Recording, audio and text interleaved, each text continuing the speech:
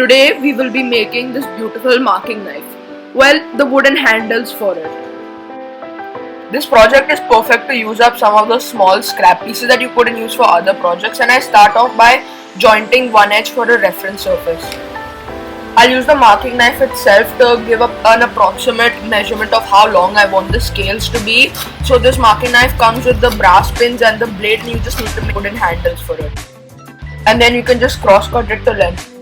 And now I'll use the Japanese Ryoba saw to rip off the waste using the rib teeth and just cut off the waste. And then you can use a marking wheel to mark out the width of the scales and rip them with the Ryoba saw. Just make sure you have some extra material on the side, so when you do some shaping there won't be less material. I will be attaching the scales with some high strength epoxy. I will apply the epoxy on the wood as well as the metal and carefully align them and let them dry overnight. Like spring clamps would be great for clamping this.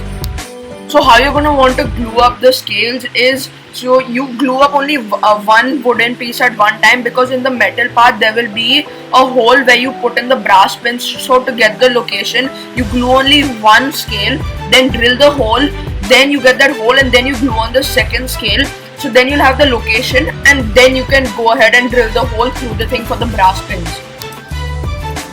I just put in the brass pins that were included in the holes with some 5-minute epoxy. It was an 8-inch hole, and then I'll use a hacksaw to chop off the excess brass pins.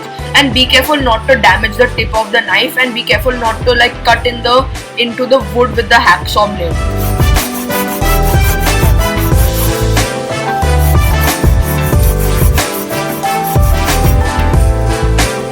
After we have cut off the excess pins with the hacksaw, we can then move on to using a file to grind off the extra that is still left over, because you cannot get that close to cutting off the pins flush, and then it would mar the surface. So then I use a file to pretty much grind it close to flush, and then I also just use a file to shape the woods, add some nice chamfers and all. But since the blade is hardened steel, it would kind of damage your file, so just make sure you have extra wood so you don't need to grind into the metal.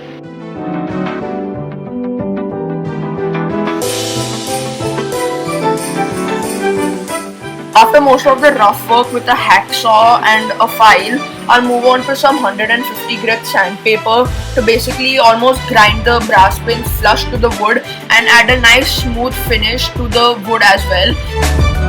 After 150 grit, I moved up to 220 grit, and then I went to 320 grit to make sure there is a really smooth finish, because we're going to be putting boiled linseed oil, so you'll be touching the wood also, so it would be nice to have a very smooth finish. I'm carefully using a carving knife or a whittling knife to add some chamfers where a file or sandpaper wouldn't be the best option. I carefully use it, making sure not to scratch up the metal and not to damage the blade of the knife. I went simple for the finish, just to go with boiled linseed oil and a coat of paste wax. So I just dipped the knife in the can of boiled linseed oil to make sure it soaks in everywhere.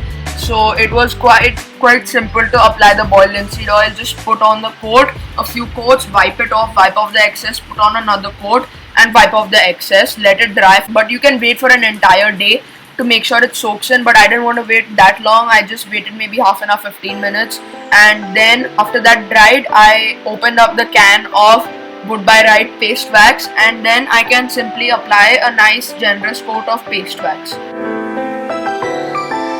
I thought it would be a good idea to make a cover for the marking knife, the blade where the tip is, where it actually cut, because in the drawer it might hit a bunch of other tools and the blade might get damaged. So I'm just using a 1/4-inch chisel and a few gouges and carving knives to just make a recess in the same piece of scrap wood. So it would kind of look like a grain match, but not exactly. I'm not sure what I was going for, but I just use a few chisels and knives to make a recess and a space for the blade to sit in, and then I just make two of those two identical halves like this, and then I glue it together and then apply the finish, and then it's ready.